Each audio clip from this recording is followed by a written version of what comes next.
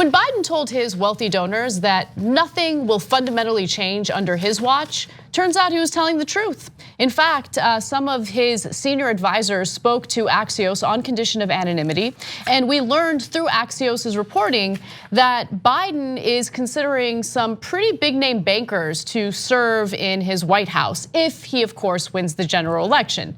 Keep in mind, he needs to win the Democratic primary first. I know everyone in the media is treating him as if he's already the nominee, but that's not the case yet. Well, let me give you the details on what we've learned through Axios. Biden advisors describe a return to normal plan, a reversal of President Trump's unorthodox style. So far, so good. I mean, sort of. Yeah, look, we're all traumatized by Trump, and a return to normal does sound wonderful in some ways. On the other hand, if you return to the pre-Trump era, remind me what that led to. Not so good. Oh, right, the Trump era. That's what it led to. So if we go back to how it was before, I'm not sure that story ends well. But wait till you get a load of some of the folks that might be coming into the Biden administration if it were to wind up that way. So there is a segment of this story that I refer to as Biden's bankers because many bankers would serve in his administration. For instance, now Mike Bloomberg, maybe you don't want to consider him a banker, but he did show up in this report. Mike Bloomberg, who swiftly endorsed Biden after the former mayor's campaign collapsed, would be a top possibility to head the World Bank. Oh, great. So guy who he's not a banker, but he made all of his money through the Bloomberg terminals that service Wall Street. Massively pro Wall Street for deregulation of Wall Street.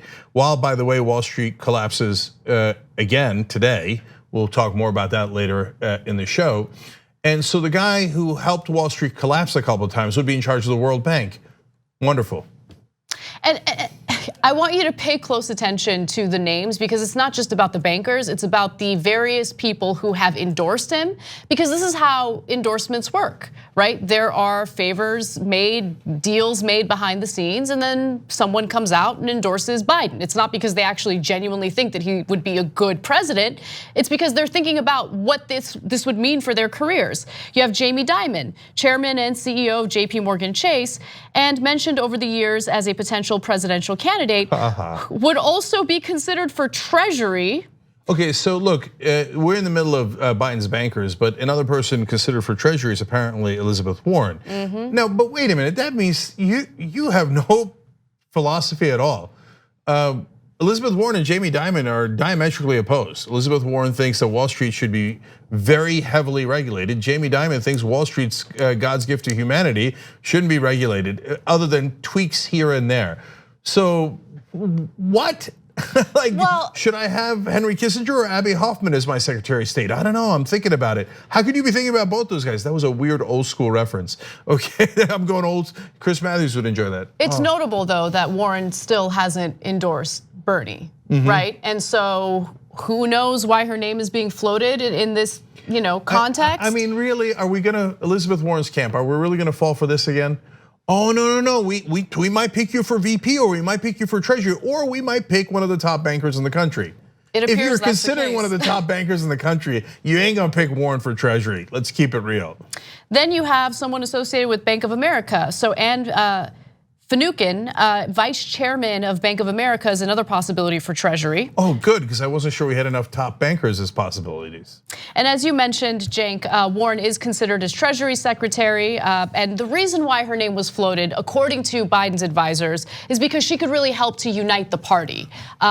Because there is still this assumption that she has the support and the backing of progressive voters. But to be quite honest with you, the response from progressives right now is sheer frustration over the fact that she is taking as long as she is to endorse Bernie. Like, let's just keep it real. Based on their ideology or her ideology, she's much more aligned with, Bernie as opposed to Biden. So what's taking so long? Well, and if they want to unite the party, Elizabeth Warren endorsing Joe Biden doesn't help at all, because then that's just saying, oh, Elizabeth Warren never meant any of the progressive things she said.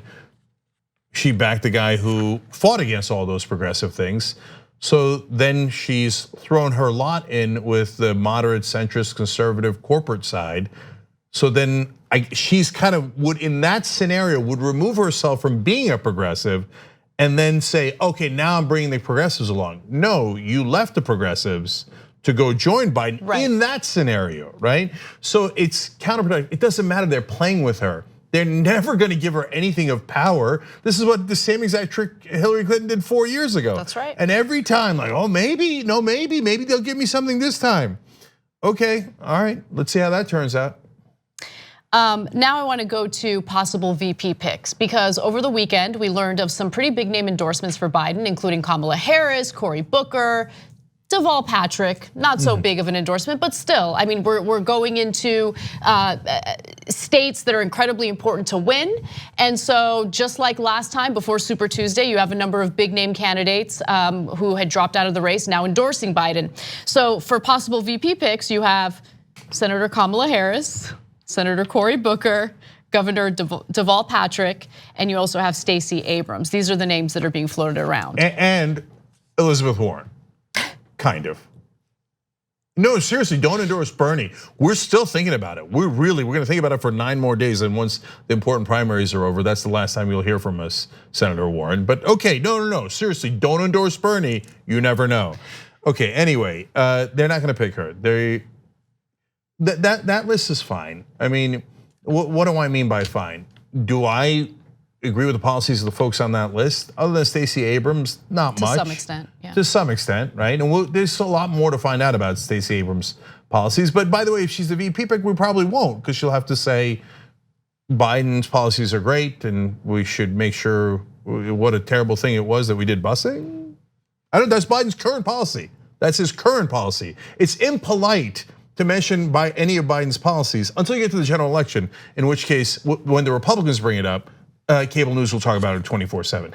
Anyway, so they will probably do that to shore up more support within the Democratic Party, and I get it. But I want to go back to the bankers because we're not done with them yet.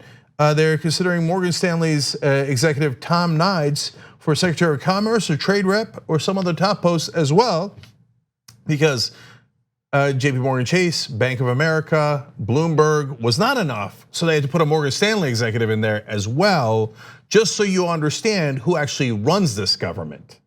Okay, so let's pause for a second, because remember, the way that the Biden camp is labeling this plan, right? If he becomes elected and he gets to choose his cabinet, is the back to normal plan or return to normal plan. Yeah, return to Wall Street plan. No, but hold on. What do you mean return? I mean, I get it. Trump is unorthodox in his style. He says things that are incredibly stupid, hateful, divisive. I totally get that, right? His style is certainly different. But what did Trump do as soon as he got elected? I mean, Steve Mnuchin isn't like some Marxist that was plucked out of a Berkeley program to serve as Treasury Secretary. No, Steve Mnuchin was a banker. Right? Yeah. So there is no return to normal. Like, we've been stewing in this corrupt political system, and the only reason why Donald Trump is treated differently is because he's transparent about how corrupt he is. He's transparent about how hateful he is, right? I mean, his immigration policy is certainly more cruel than previous administrations, but aside from, those things that set him apart, fact of the matter is he's very similar to previous presidents, and he's certainly similar to Biden when it comes to cabinet picks. Yeah, the bankers have been running us. There's no return, right? What did Trump have, like 3 or 4 Goldman Sachs officials in his cabinet, even though he ran his campaign against Goldman Sachs? No, Trump is part of the elites too. He's part of, I mean, you kidding me? He's patient zero in corruption, both systemic corruption and personal corruption layered on top. So Biden's big theme, I guess, is Trump's personal corruption is terrible. I'm just going back to the normal systemic corruption that we used to have. Yay, and everybody on cable news goes nuts, standing ovation. Yes, all of our friends are back. Let me just say though, I will give Biden this. These names do evoke excitement to get young people to the polls. Yeah. And to really help the Democrats defeat Donald Trump. But part of what they're saying here is, haha, young people, you're not showing up to vote enough. So we're gonna go excite older voters who, by telling them all these old names, like John Kerry might be back. Back to 2004. So like, yes, look, I'm gonna keep it real. Now there's a lot of older folks who watch the show too, but more older folks watch television. So when they're like, when you have a 78-year-old and they hear John Kerry, they're like, that is exciting. Joe Scarborough told me John Kerry might be back. Okay, the same John Kerry, by the way, who just a couple of weeks ago was plotting his own run and betraying Joe Biden because he thought Biden was such a loser. Right. Okay, but that's anyway. how this works. It's amazing. That's right. Look, but we're fair. So there are normal people on the list like Sally Yates, who showed courage during the Trump administration. She'd be good in any administration. And Ted Kaufman is a longtime